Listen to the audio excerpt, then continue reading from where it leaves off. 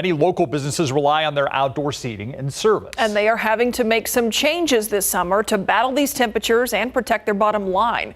RJ Marquez has our top story. You walk outside and you get punched in the face with this thick air. The extreme heat is taking a toll, and many local outdoor businesses are working on ways to keep up their bottom line. Definitely seen a drop in business. People are still coming out. We're still getting a crowd. They're just coming out later in the day. Taryn Furman owns Elsewhere Garden Bar and Kitchen downtown. He says they have not had to change hours, but with customers not wanting to be outside during the hottest parts of the day, they've adjusted staffing a little bit. We'll cut people if we're not super busy. But thank goodness I haven't had to let anybody go. And in an effort to keep their customers cool, Taryn says that they have the misting nozzles here ready to go every night. They also have up to 20 fans on the property.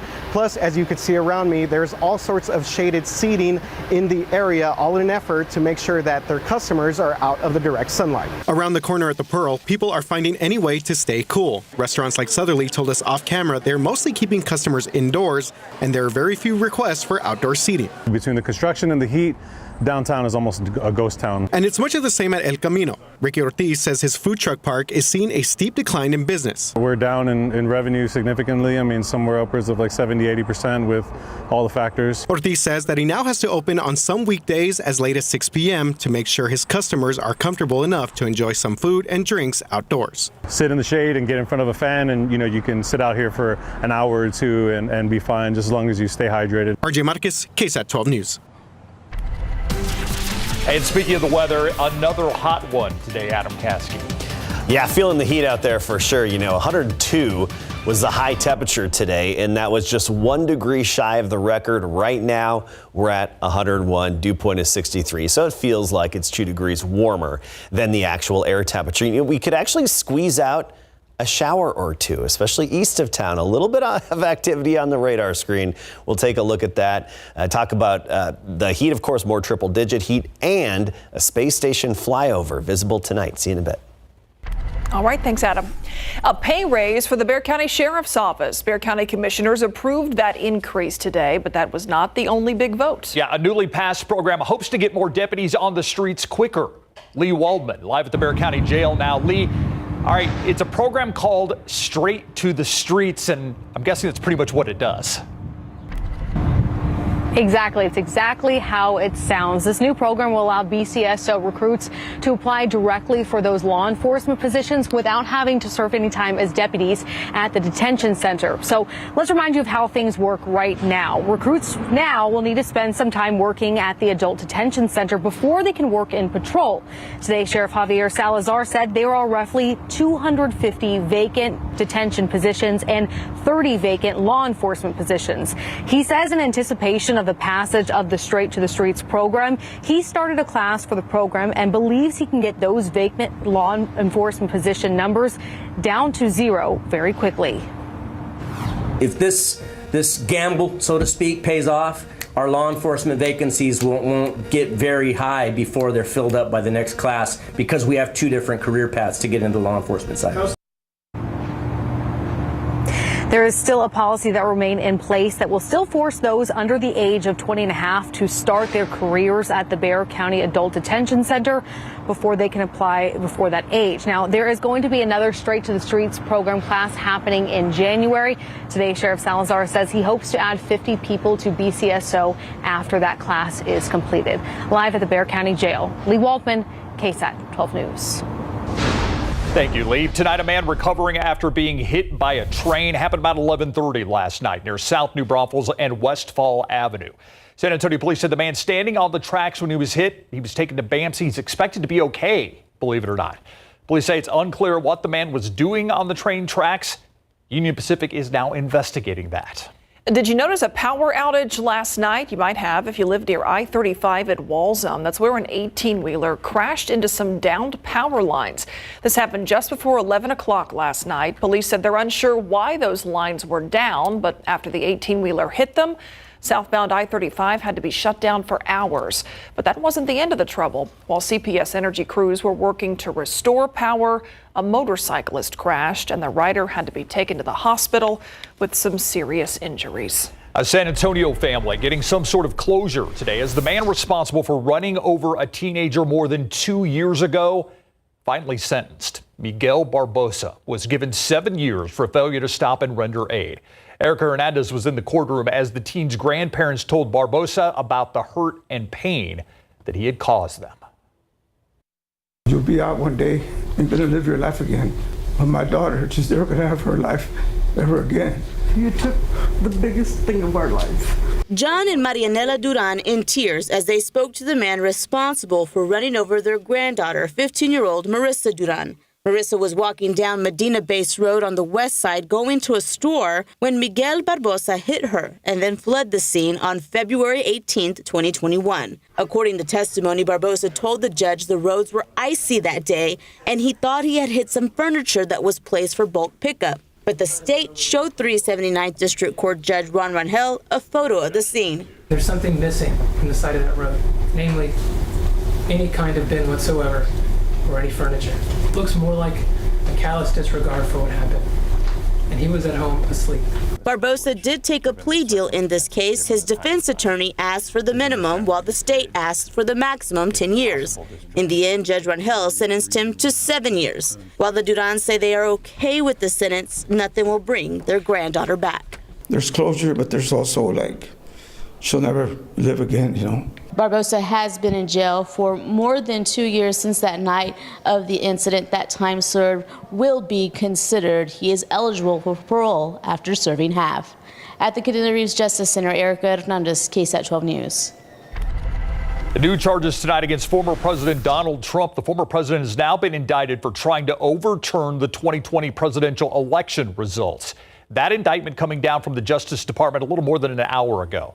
Trump now being charged with 4 criminal felony counts: conspiracy to defraud the United States, conspiracy to obstruct an official proceeding, obstruction of an attempt to obstruct an official proceeding, and conspiracy against rights. The case centers around the 2 months following Trump's loss in the presidential election and the January 6th riots. Trump denies any wrongdoing. A Border Patrol agent in El Paso is facing federal charges for bribery and allegedly smuggling a migrant into the U.S. According to court documents, Fernando Castillo allegedly offered a migrant an immigration benefit in exchange for $5,000. Federal investigators say he offered to drive that person, who was scheduled to return to Mexico, to a port of entry for repatriation. According to the affidavit, Castillo said he could get them immigration papers that would allow them to remain free in the U.S. Authorities say he also changed the migrants' file to give them a legal reason to enter the U.S. Castillo was arrested June 28th. He was released from jail on a $30,000 bond. And tonight, authorities in Houston looking for a man who escaped custody yesterday. Harris County Sheriff's Office says that Braden Findley was arrested for felony violation of a protective order. They say Findley got out of his handcuffs at a substation and escaped into some thick woods.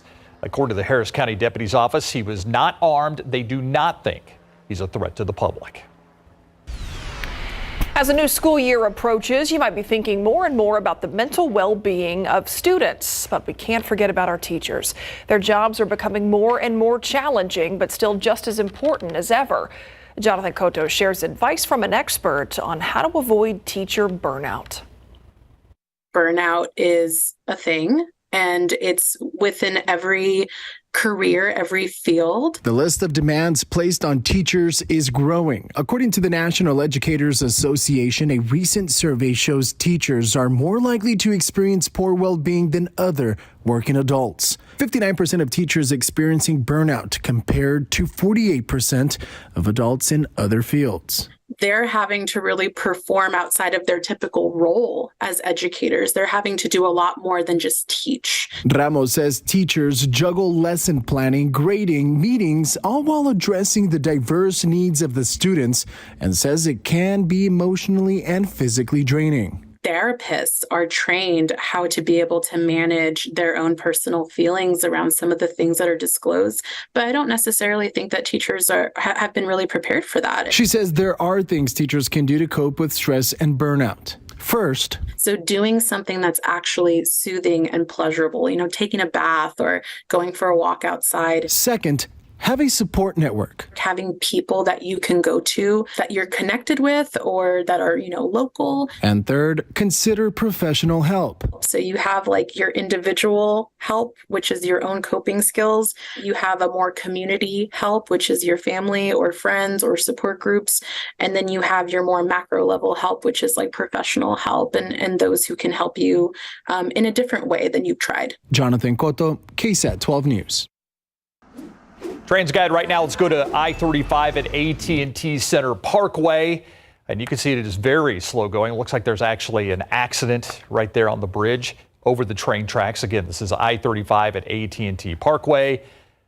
Kind of wondering if they're going to change it to Frostbank Parkway anytime soon. Yeah, that's a question that remains to be answered. Maybe we'll ask the mayor later. Yeah, we'll see him in a little bit. Yeah.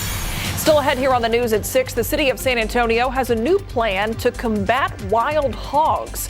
What they're doing when we come back.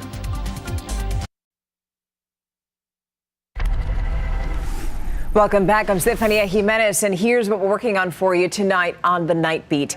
A grisly discovery made in a Bandera County neighborhood. 2 bodies. What led police to finding them and arresting 1 man.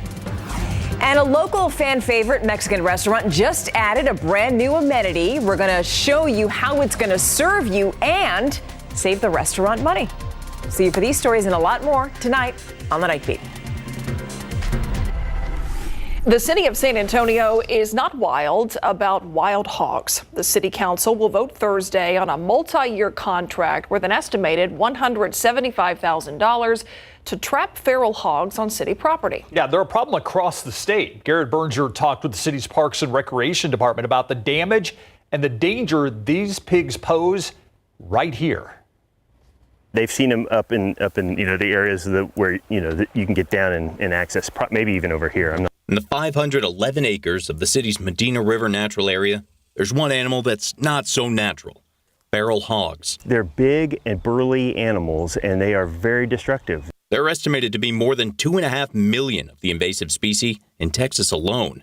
They can breed early and often. They can take over an area and run the native species out and destroy the vegetation in an area. Grant Ellis is the Natural Resources Manager for San Antonio's Parks and Rec Department.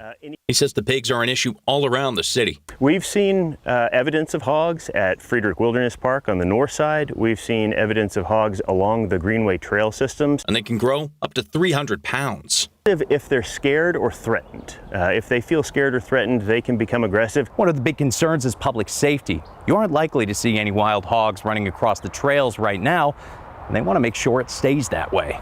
The city has had trapping contracts before, but shorter term.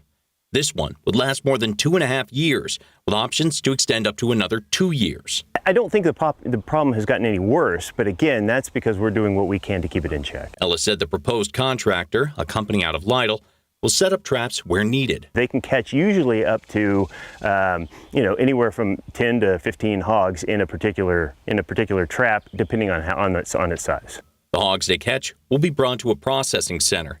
They won't be bringing back any Parks and Recs branded pork sausage, but the contractor has reportedly proposed donating any money from selling the pigs over to the food bank. Garrett Berger, KSAT 12 News. Wasn't a bad place to be in that story. Plenty of shade. I know that is key this time of year. And, that story earlier about those businesses down 70 to 80% in revenue because of the weather. We did the story yesterday. 96% of people said, or 93% said they're not going out as much, going out and do outdoor activities because of the weather, Adam. Yeah, and we all understand and can relate to that. I do want to point out that we are a little fortunate today. Just east of San Antonio, a couple of showers have popped up. One that was east of Hallettsville is now dissipating, not much left to it. But let's get to the future cast because there is a potential for a few more showers here and there. Notice at 7 p.m. our future cast is even indicating, the slight chance of a shower or two, but really nothing significant and definitely not agriculturally significant. But we can't rule out through 8, 9 p.m. 1 or 2 stray showers popping up. And what's causing this, and you look at the radar here over the past 6 hours, mainly east of San Antonio and between I-35 and I-10 there. What's causing this is this weak inverted trough. It's a little ripple in the upper level flow. You know, we often talk about those little dips in the flow. This is an upside down dip. Similar, but a little different, right, than our typical stuff. This little inverted trough is just enough to kickstart, get some lift going, and we've built up just enough instability, especially in some eastern locations where a few brief light showers are starting to pop up.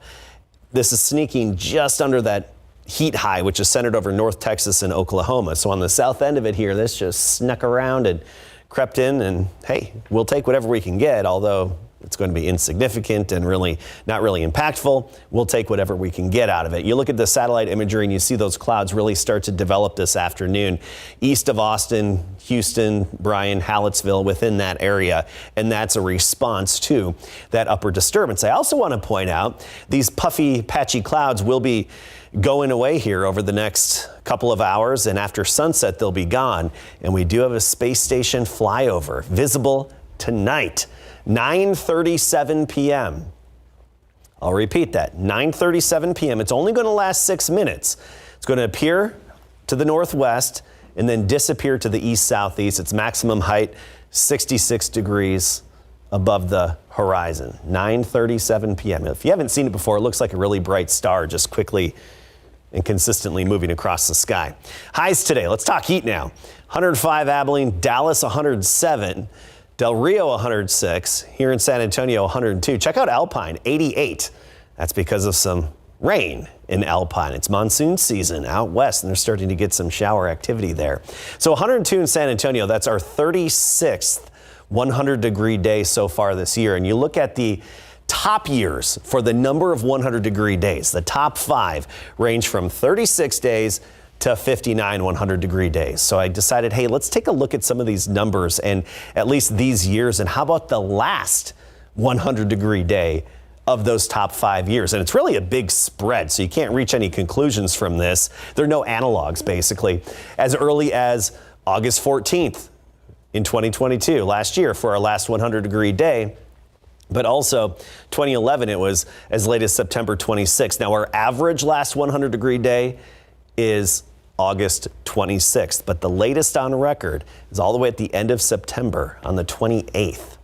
Big spread there. 78 degrees in the morning tomorrow. By the noon hour, we're at 93. And then by 5 o'clock, 102 for our afternoon high, which would be 1 degree shy of the record again tomorrow. Del Rio 104 tomorrow, Fredericksburg 102 along with Canyon Lake, Pleasanton 103, Leon Springs checking in at 101 tomorrow afternoon.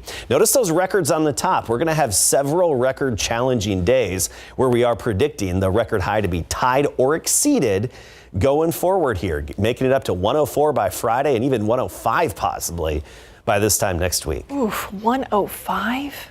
Yikes. Oh, I miss Oxnard.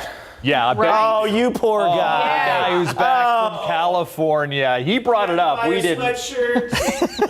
Somebody with maybe Larry needed a Jackie out there. Oh, you need a knit hat? I didn't even pack a jacket, sweatshirt, nothing like that. Okay. Well, welcome back. Thank you. I appreciate it. You know, I think the Cowboys defense is probably going to be pretty good. A lot of people think the Cowboys defense is going to be pretty good, including Leighton Vander Esch, a key middle linebacker for the Dallas Cowboys coming up. He's going to talk about that defense. They're working very hard to be elite. And we begin our BGC previews with the Marion Bulldogs coming up.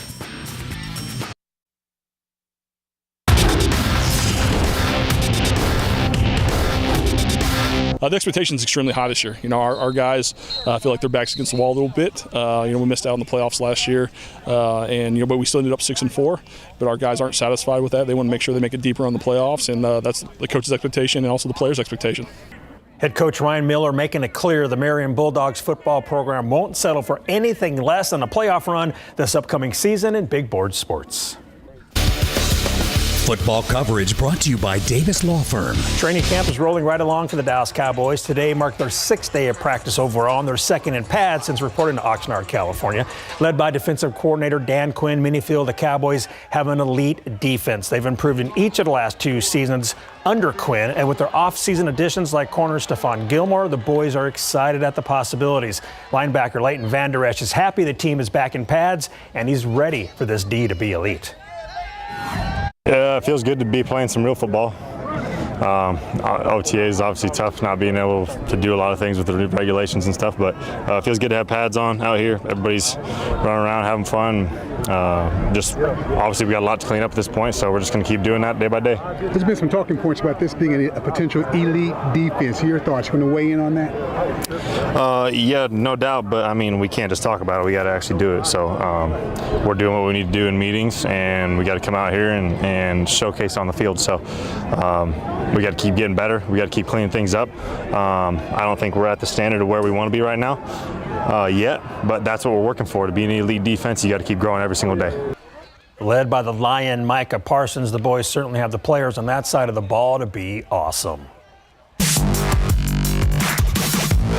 We kick off our big game coverage previews with the Marion Bulldogs, led by head coach Ryan Miller. The Bulldogs went 6-4 overall last season, 3-3 in District 13 through AD1. They have 12 returners coming back from last season, 7 on offense, 5 on defense. Players to watch include quarterback Bo Stahl, DB wide receiver Chase Hallmark, and lineman Michael Purcell, who plays on both sides of the ball. Dave Campbell's Texas football is picking the Dogs to finish 3rd in district behind Llano and Blanco. Last season, the Bulldogs missed the playoffs for the first time in 5 years under Coach Miller, and the Dogs are using that as motivation. Definitely did leave a bad taste, leaving everybody a little bit sour, a little bit, but we're definitely more motivated this year. Tough loss last year on senior night, not going to the playoffs, but that's been our big motive going into the off season. It's been pushing us. We've been grinding all off season. We're ready for the competition. We're ready for it. We've worked on trying to build leadership over our off season, and I think with our strong leadership we built this season, I think we'll do pretty well. Be this far away. Cooler temperatures. I actually talked fantasy football with some friends today. Oh, there you go. So nice. Yeah, it's I'm one of those. Cooler weather seems like a fantasy at this point. Yeah. We'll be right back.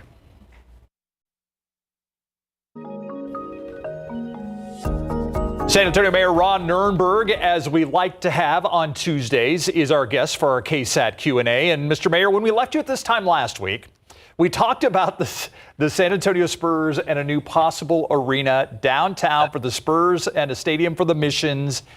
You said that you are having talks with the Spurs about their future.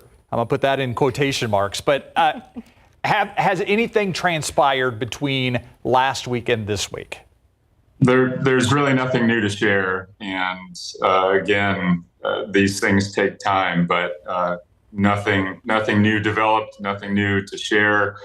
Of course, the speculation doesn't stop the ink from being written on this. So, but again, nothing new to share, unfortunately, Steve. Okay.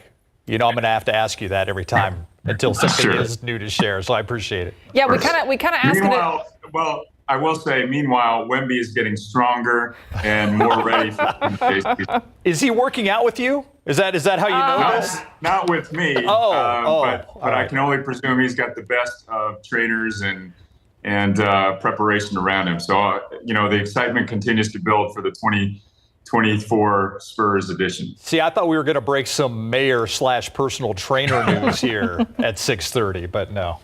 Okay, we could do this for the remaining time we have, but we do have some other things we want to get to. Yeah. Heat, not about the speculation in terms of the Spurs, the actual heat that is miserable for all of us out there.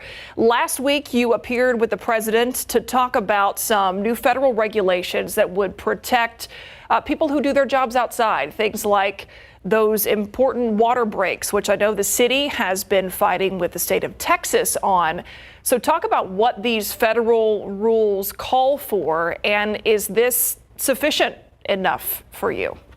Yeah, well, I would say first, there's not any new regulations yet. There is new enforcement activity, and there's a broad reminder from the president and his administration that OSHA protects American workers. So employers need to be aware that, especially during these very difficult months of heat, that employees have protections under federal law that provide the right for relief from that heat and water breaks, et cetera. OSHA is going to be stepping up enforcement activity. As you might know, there was a report of a death last year as a result of a worker in San Antonio, a young man, not getting the attention he needed and suffering severe heat illness. The environment is ripe for that kind of illness. In fact, we're seeing a 50% increase year over year in emergency response calls for heat illness. So this is a serious situation. 2022 was a record breaker. 2023 is a record breaker. So we're living in a new reality where people need to be aware. And the federal government is putting its full weight behind this being a serious enough crisis that he's called to arms and the Department of Labor and the rest of the federal government to remind people of their rights and obligations. You know, with that in mind, we've done numerous stories about people who've been suffering without air conditioning in the heat, senior citizens, less fortunate. If they call 311 or 211, is there some type of assistance program out there to help out these people who are suffering in the heat? Yeah, so first I would say, number one, if there's an emergency and if you're actually experiencing or see someone experiencing a medical emergency, the number is 911. But for information related to assistance programs, whether that's how to get to a cooling center, we provide free transportation.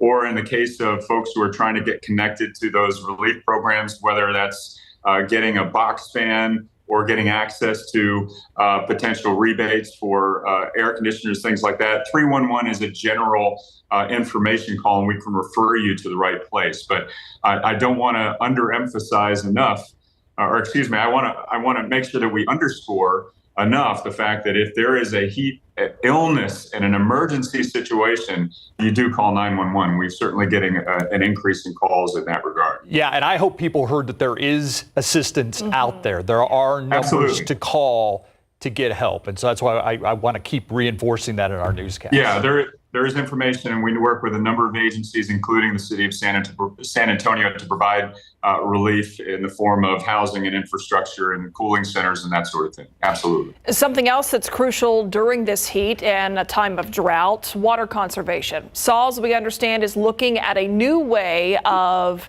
penalizing people who basically don't comply with watering restrictions. So it would change that enforcement mechanism. What's the utility trying to do?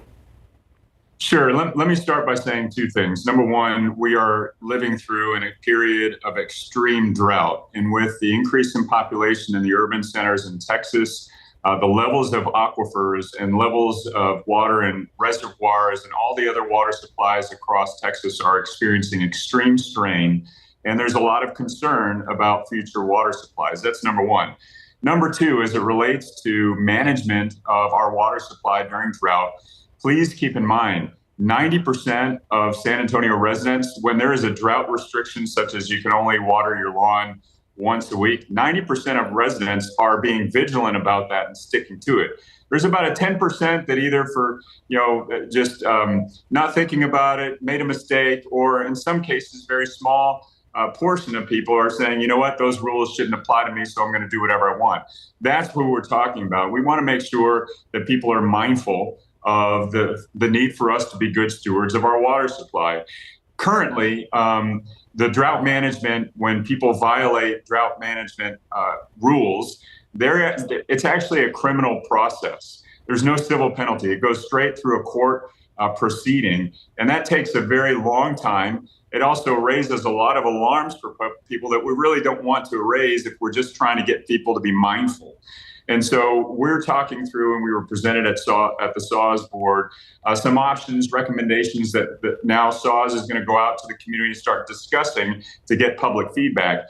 One of those significant changes being, let's not go through a criminal process. Let's not go put it on the courts. Let's talk about it as a fine that could just go onto the SAWS bill. For the 10% or folks or even less that actually go through this, it will be a much more efficient way of reminding folks about our need to conserve water, and it would be an easier way for everyone to handle the situation. The other thing I would say is that there's been a lot of discussion about the fact that EAA, the Edwards Aquifer Authority, has put the aquifer itself under severe drought restriction, and our stage level in drought has gone way up. Meanwhile, San Antonio water system is only in stage 2, meaning that people have a lot more ability to water their lawns because our water supply is fine. We're talking about something, reevaluating how drought stages are interpreted in San Antonio so that we can be a little bit more in alignment with the aquifer needs itself. So we're going through a lot of public discussion. None of this has been solidified yet. The important thing is that we're trying to make sure that we're efficient in how we manage our drought and steward our water supply. And we need your input. We need your feedback to make sure that we're doing it the right way for our community. Now, the city council would have to sign off on any of these changes, correct? Correct. That's correct. And even before it gets to that stage, there's going to be a lot of public discussion and a lot of input from different town halls, et cetera, that can inform the recommendations from SAWS to the city council in that regard. We'll follow it. Mayor Ron Nierenberg, thanks for your time. Yeah, and thank you for the Wemby workout update. I appreciate that. Sounds good. I'm only speculating here, though, Steve. Yeah, but I think you know something. There's plenty of that to go around. I'm pretty sure you know something. Thank you, Mr. Mayor. We'll be right back.